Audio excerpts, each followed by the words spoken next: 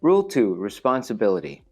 Nothing in these rules shall exonerate any vessel or the owner, master, or crew thereof from the consequences of any neglect to comply with these rules or of the neglect of any precaution which may be required by the ordinary practice of seamen or by the special circumstances of the case.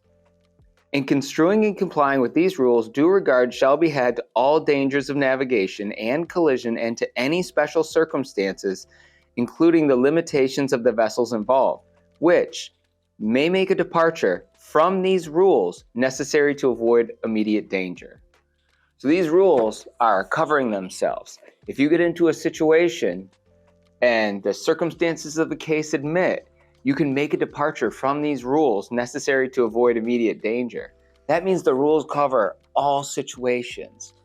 And if there's a collision, they're going to come back to these rules and figure out who's at fault. Let's keep going. On to number 3.